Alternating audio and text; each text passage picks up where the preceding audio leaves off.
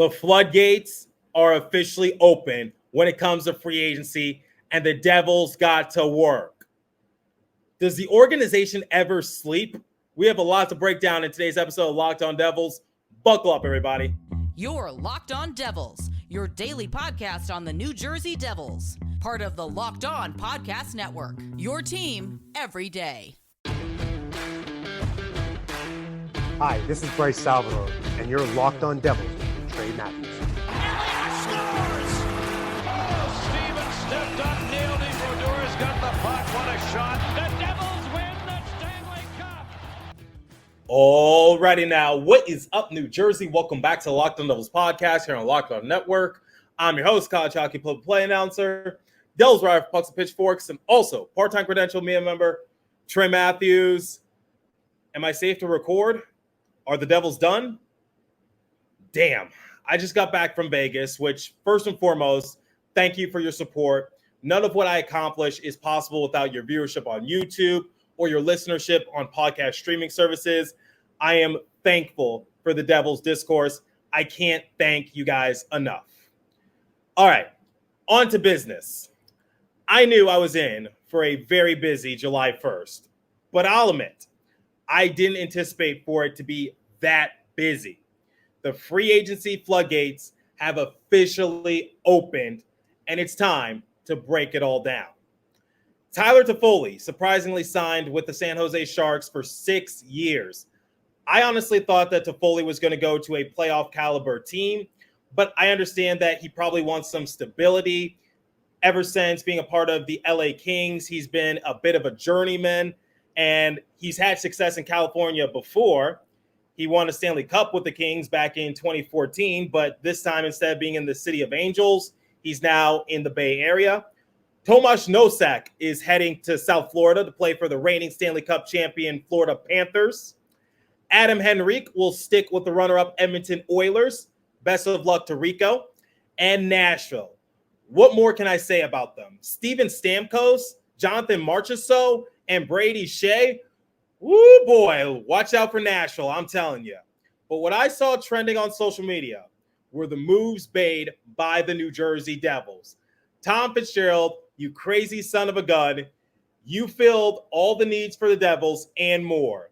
I have a lot to go over in today's episode, and honestly, this is uncharted territory for me. I don't think I've ever had this jam-packed of an episode in which I have to break down all of the recent moves made by the Devils.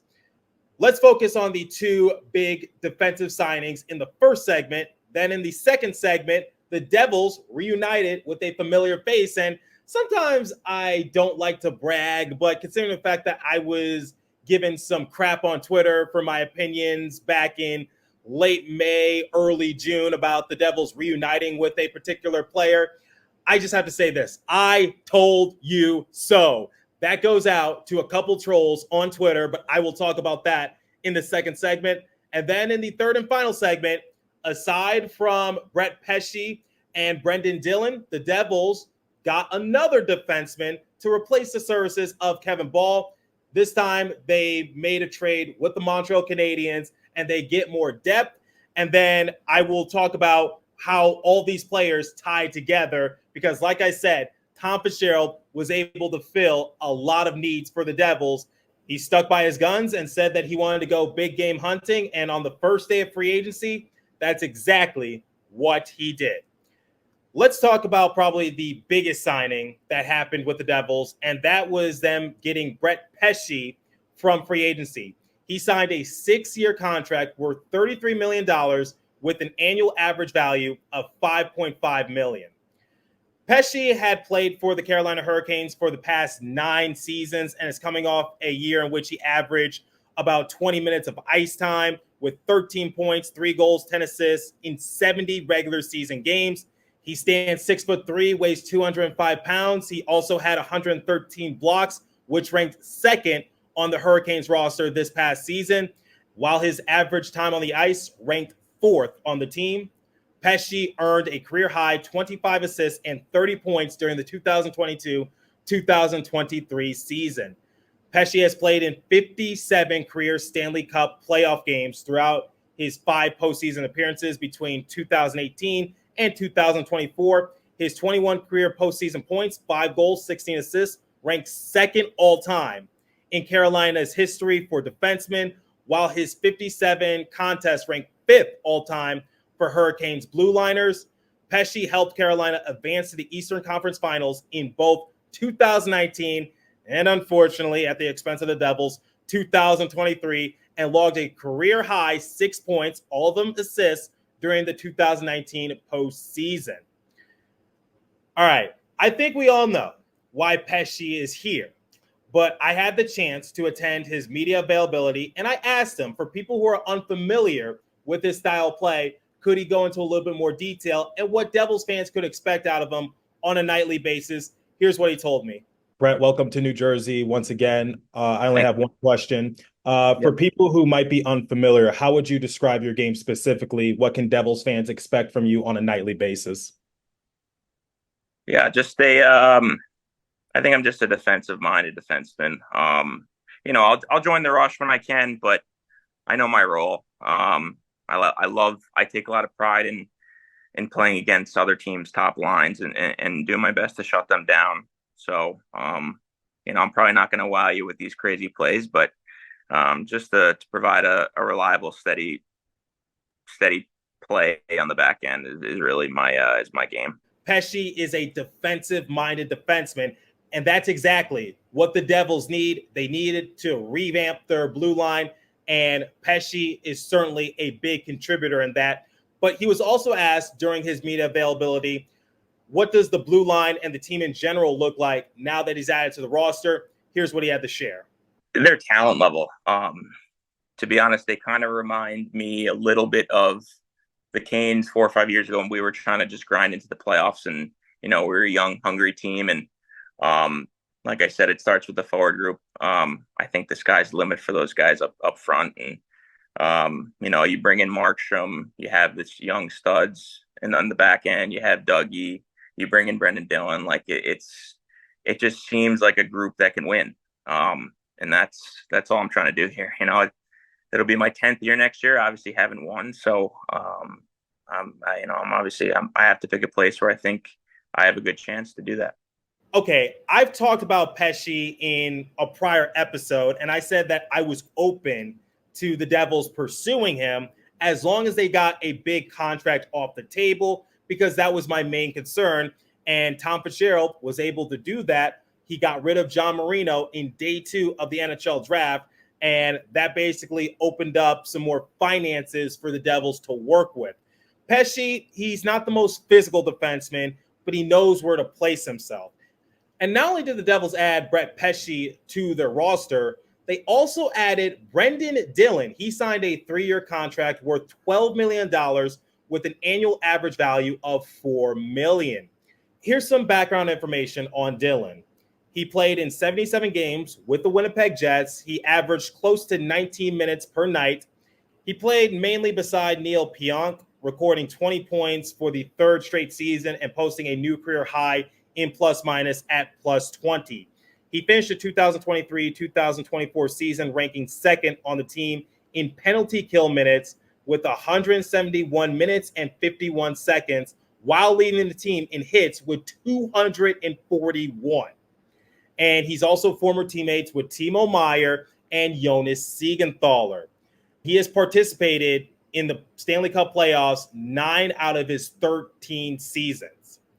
Dillon was a great add as well for the Devils because, similar to Pesce, you add more experience. You add guys who have been around the block before. But at the same time, Pesce and Dillon, they're not the oldest players on the rink, but they're certainly far from the youngest. And circling back to what Pesce said during his media availability when I asked him to describe his game, I loved his answer and the fact that he says that he takes pride in trying to shut down any opponent's top line. That's exactly what the Devils need. When it came to defense, too many of the Devils' blue liners were inexperienced and focused too much on the offensive end, which resulted in Devils surrendering a lot of odd man rush situations, open breakaways, and that was definitely a hot topic at the beginning of the season. Now that you add Pesce and Dillon to the mix, it certainly bolsters their blue line. And I think the Devils can only go up from here. All right, we're going to talk about another big move made by the Devils momentarily. But before we continue, let me tell you about FanDuel. I love sports. I love them so much. I never want them to stop. But as the playoffs wind down, we get fewer games and the sports aren't sportsing like I want them to. FanDuel lets me keep the sports going whenever I want. All I have to do is open the app and dream up any bets anytime I'm in the mood. And this summer, FanDuel is hooking up all customers with a boost or a bonus daily. That's right. There's something for everyone every day all summer long. So head over to FanDuel.com/lockedon and start making the most out of your summer. FanDuel, the official sports betting partner of Major League Baseball. Visit FanDuel.com to look at the odds. And please remember to always gamble responsibly. All right. The Devils reunited with an old friend. And I want to play this clip from early June in which I talked about the Devils possibly reuniting with this said player. Take a listen. I will say this. Out of all those three players I discussed, Adam Henrique, Tomas Tatar, Stefan Noesen, if I had to choose one of those players for the Devils to reunite, I would choose Stefan Noesen just because Noesen is a pretty good player. He's not a threat to score, but he's capable of doing so, and we saw that in the playoffs. He appeared in 11 playoff games for the Hurricanes just a few weeks ago, and he put up 4 goals. I think he was a spark plug for the Hurricanes roster, and he's not afraid to throw his body around, and that's something that a lot of people have been complaining, which is the Devils, in the words of Jersey Joe, they don't have enough Sasquatches out there, and they just need someone who's a bit more aggressive, and they lost that in Michael McLeod. They lost that in Miles Wood, and Curtis McDermott, he's going to add a lot to the locker room and sometimes on the rink. If the Devils are good once again, he's not going to see the sheet of ice all that consistently. And I think Noesen can definitely be aggressive, but at the same time, he can play in most of the games and be efficient. Look, I'm not trying to sound conceited, cocky, or arrogant, but I just want to humbly brag and say, I told you so. What am I referring to? Well, in late May, I published an episode talking about potential options that the Devils could turn to once free agency hit. As you know, Adam Henrique, Tomas Tatar, and Stefan Noesen were all pending UFAs. And I said, look, I know the Devils need to revamp their roster a little bit. They need to find a goalie. But why not just entertain the thoughts of reuniting with one of those players? Because they might come at a cheap penny. And I said it wasn't a fan service. These are legitimate options. And as we all know, sometimes when you share your opinion, you're susceptible to trolls. And I had a couple trolls call me out saying that I was a dumbass for thinking that. Well, I guess this dumb donkey knows a thing or two because the Devils reunited with Stefan Noesen.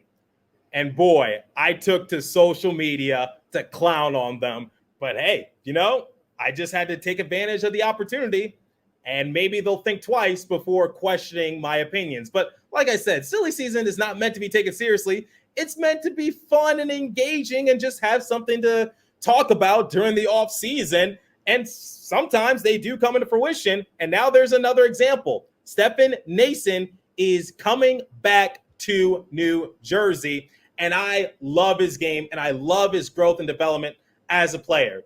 He signed a 3-year contract worth $8.25 million with an average annual value of $2.75 million. And Noesen spent parts of the last 3 seasons with the Hurricanes and recorded a career high 37 points, 14 goals, and 23 assists out of his 37 points. 11 of them came via the power play. As I mentioned in my prior episode, 11 postseason games, 4 goals. He was definitely electrifying. He stands 6'1", weighs 205 pounds. But offense aside, he brings aggression. He had 118 hits and a plus-minus rating of plus 13, and those also marked career highs. Noesen spoke to the media, and he talked about how he has grown and developed as a player. He and his wife recently had 2 kids. He feels like he's a little more mature his game has developed, because when he was with the Devils, I think it's safe to say that he was a raw talent, or he just didn't find his footing in the NHL right away. And that's okay. That takes time. And then when Noesen left the Devils prior to the 2019 to 2020 season, it's safe to say that he was a little up and down between the NHL and the AHL, and he didn't really rejuvenate his career until the 2021-2022 season when he was playing with the Chicago Wolves. He appeared in 70 games. He had 48 goals, 37 assists for a grand total of 85 points. And then the very next season, 2022-2023, that's where he saw his role increase with the Carolina Hurricanes. Talk about just making the most of opportunities that have come your way. I'm glad that he was able to not only grow as a person, but as a player. And I feel like Noesen was definitely one of my personal targets this offseason for Fitzgerald, because we've seen his game before. It is developed in more ways than one. He's aggressive. He adds more size.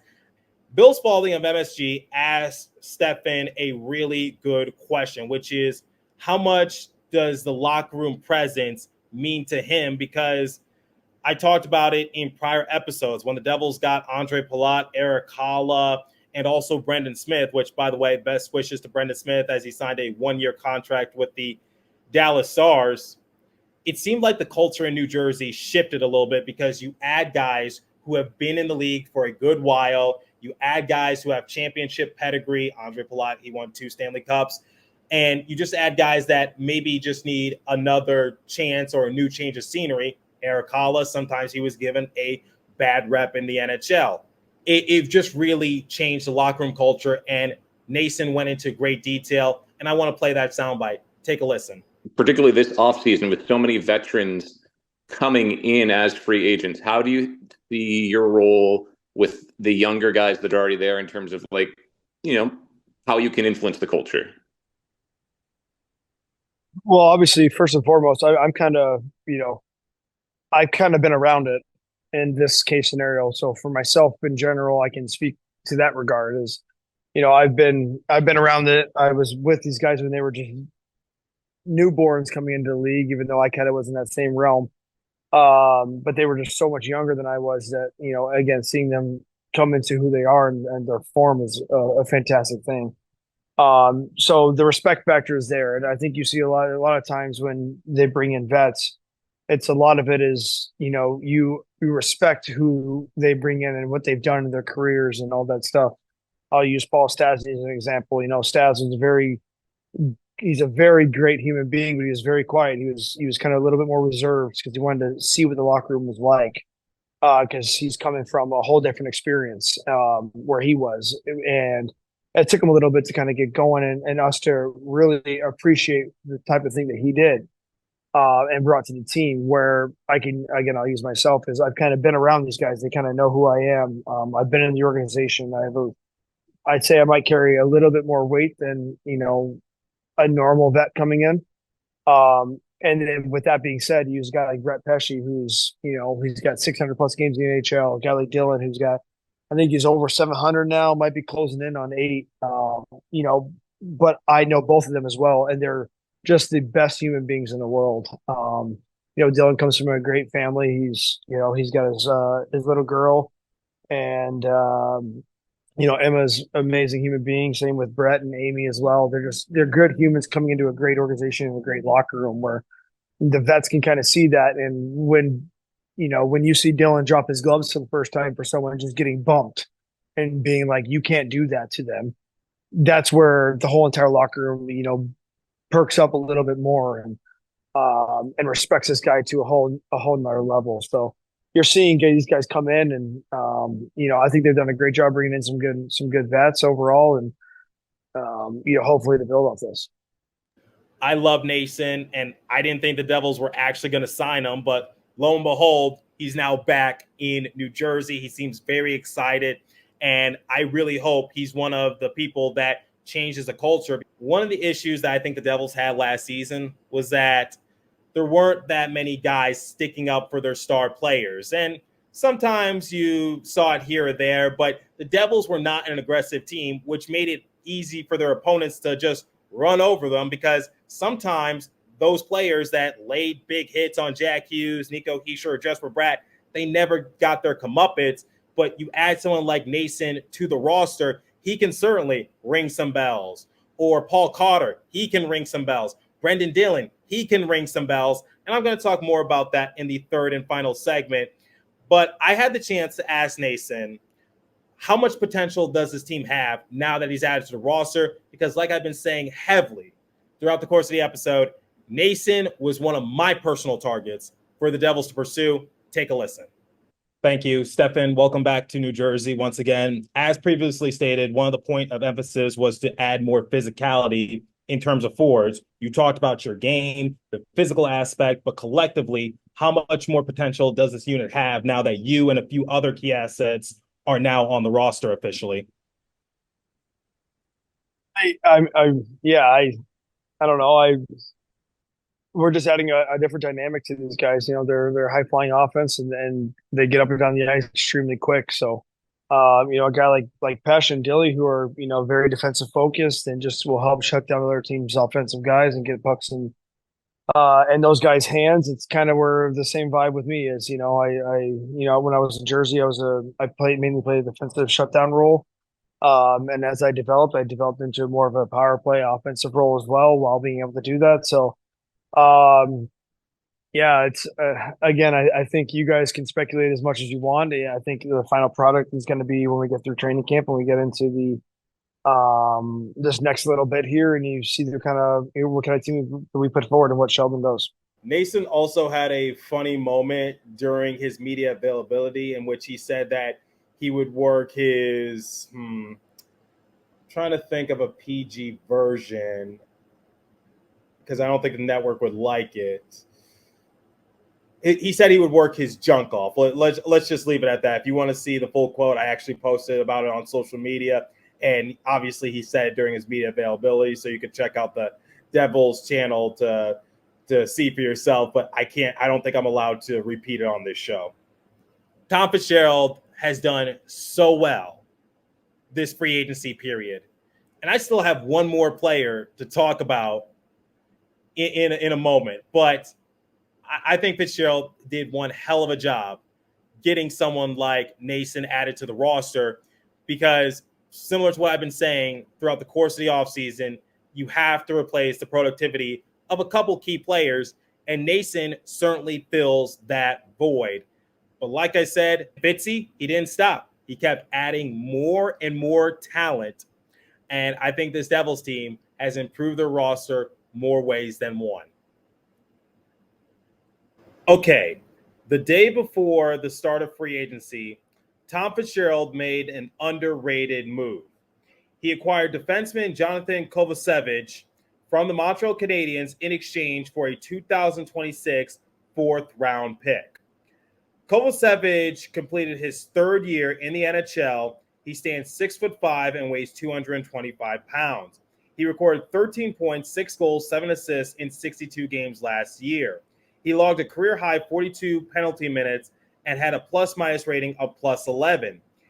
Additionally, his +11 rating ranked first for all Montreal skaters during the 2023-2024 season. Kovalchuk has 1 year remaining on a 3-year, $3.2 million contract that he signed on July 22nd, 2022, which carries a cap hit this season of about $766,667. The reason I say that Kovalchuk is an underrated get is because he's sort of going to replace Kevin Ball. He's going to be like a bottom four defenseman, but he can do the little things in order to make the Devils successful. My colleague over at Pucks and Pitchforks, Joseph Stanislaw, a.k.a. Jersey Joe, actually texted me Kovalchuk's numbers during the 2022-2023 season. He recorded 86 blocks, had 93 hits, and 36 takeaways. And here's what he also added. He said that Kovalchuk will bolster that 5 to 6 spot for the Devils blue line. We're going to see a lot of big hits and blocked shots from Kovalchuk. So I think Tom Fitzgerald really found a diamond in the rough. And as we all know, Jersey Joe loves Sasquatch analytics, and he loves it when the Devils add Sasquatch-type players to the roster. Now, will Kovalchuk shoot up in every single game? Probably not, but he certainly adds more depth, which is essential for the Devils, especially on defense. Okay, let me share my thoughts on day one of free agency for the Devils. I just want to put this out there and say that Fitzgerald still has not done a media availability, which leads some to speculate that he's not done making moves. He might try to add another top 6 asset to play alongside Jack Hughes, because I think it's been evident throughout the Devils' discourse is that that's what's next on their wish list for Fitzgerald this offseason. But with the players and assets that the Devils have now, they certainly have bolstered their blue line. Jonas Siegenthaler, Dougie Hamilton, Luke Hughes, Brett Pesce, Brenden Dillon, Shimon Nemeth. I talked about Kovalchuk. And when you add someone like Stefan Noesen and also Paul Cotter to the mix, the Devils got more physical when it came to forwards. Let me tell you guys some interesting stats. Kovalchuk, 93 hits, 2022-2023. The very next year, 75 hits. Stefan Noesen, 118 hits, new career high. Paul Cotter, 233 hits. Brenden Dillon, 241. The record for most by a Devils player in a single season was Blake Coleman during the 2018-2019 season, in which he had 225 hits. And let's just say that Cotter and Dillon are able to maintain that same hit trajectory this upcoming season. They would blow Coleman's record out of the water. Physicality was a point of emphasis this offseason for Devils, and that's exactly what Fitzgerald did. I just want to make something perfectly clear. I still think the Devils sacrificed just a little too much to get Cotter, but as long as Cotter is consistent, I think all will be forgiven. But for the time being, I love what Tom Fitzgerald has done with the Devils so far. He heard the criticisms loud and clear. He didn't just blow smoke and say, like, yeah, we're going to go big game hunting, and he just ultimately settled. No, he got to work as soon as July 1st hit. He got to work before July 1st hit. He traded away John Marino to clear up some cap space. He got another physical forward. He got Brett Pesce added to the roster. Brenden Dillon, 2 great defensemen who focus more on defense. And the thing is, all of these signings or trades that the Devils have made, it replaces a certain need. All right, so when we look at Dillon, when we look at Pesce, who do they replace? Similar to what I've been talking about in prior episodes, the Devils got worse when Damon Severson and Ryan Graves left during the 2023 offseason. Severson and Graves, in their final years with the Devils, were they the most impactful players? Did they always show up in the score sheet? No, but they made the smart defensive plays that made the Devils more efficient when it came to defense. And they also had a decent amount of experience. Remember when Chico Resch appeared on the show back in January and he said he loves Nemeth, he loves Hughes, but how do you give both those guys more NHL experience in just a short amount of time? You can't. Too much pressure was added to their shoulders.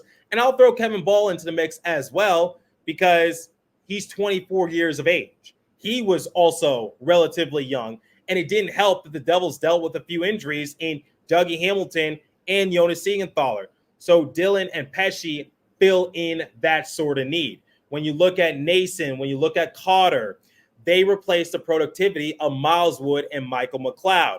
No one's ever going to replace Michael McLeod's face-off ability. He was just one of a kind, and it's unfortunate what's been going on with that situation. But focusing on the present moment, Cotter and Noesen, they're going to be more aggressive assets for the Devils on their bottom 6. And Noesen is capable of being that sort of spark plug for the Devils. And he talked about how his game has developed ever since last putting on the Devils uniform.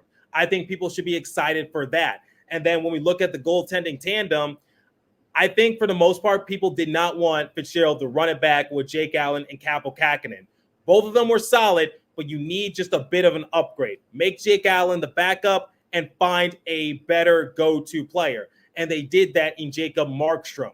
Jacob Markstrom is still a solid goalie, and he came very cheap compared to some of the other goalies. I'm just putting that out there. Markstrom led the league in shutouts a couple seasons ago. He finished runner-up in the Vezina Trophy race a couple seasons ago. He fell just behind Igor Shesterkin. The Devils have improved in all three assets: offense, defense, and goaltending.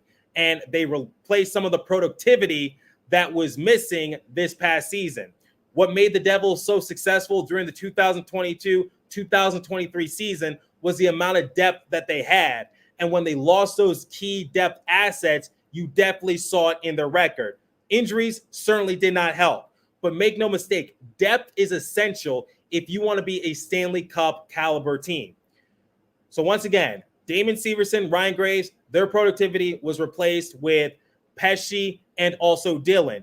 Both guys who focus more on defense, but are capable of getting their names into the score sheet. But I would say their main focal point is to shut down some of those top lines, and they add more experience because they've been in the league for a while. Michael McLeod and Miles Wood replaced by Noesen and Cotter. We'll see how that works out. And hopefully the Devils are done playing musical chairs when it comes to finding a new goalie. I really hope Jacob Markstrom pans out these next couple of seasons. I think the Devils have done very well for themselves, but I'm curious to hear your thoughts. What did you think of Tom Fitzgerald and some of the moves he's been making the past couple of days? Did the Devils get better? Obviously, yes. Or did they get worse? If you believe that, why is that? I'm curious to hear your thoughts. Once again, leave a comment down below if you're watching on YouTube. If you're listening on a podcast streaming service, hit me up on my personal X Page app at TreyMatt4 or the show's X Page app at Locked On Devils.